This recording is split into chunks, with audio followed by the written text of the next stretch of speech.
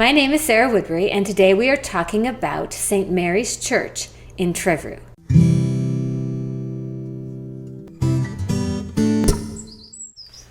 Earlier this season, we talked about the little church of Llanrwyn, which is near Trefriw.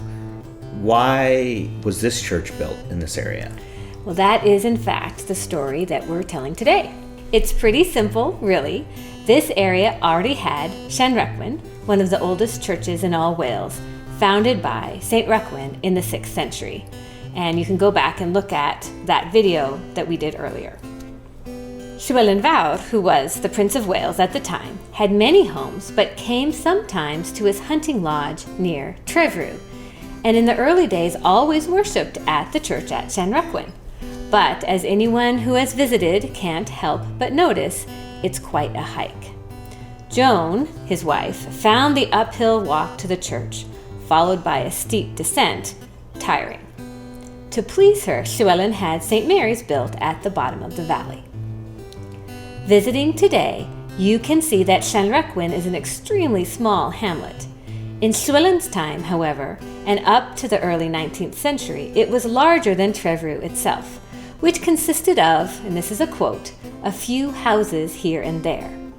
Maurice Jones writes in Welsh that Llywelyn built a church for his wife's use and for the use of the inhabitants, for their kindness towards him, and that he donated a number of farms from the parish of Llanrwyn, naming them as the parish of Trefriw. It got this name from the slope on which it stood. So when you say it was named for the slope it was built on, what does that mean? From a quick look at Google Translate, because my Welsh is not good enough to directly translate, that means a blue hill town. Most of the original structure was rebuilt in the 15th and 16th centuries and restored in the 19th. Still, it is a good example of medieval Welsh architecture because the shape is much the same.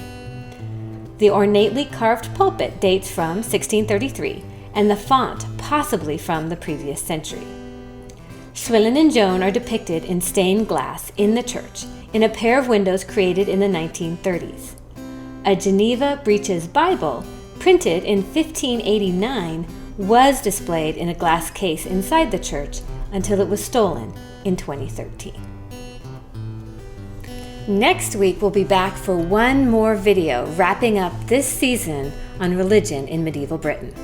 Thanks for watching my video. You can click on the playlist or subscribe to my channel to see more. There'll be a new video next week. If you want to check out my books, click on the link to my webpage.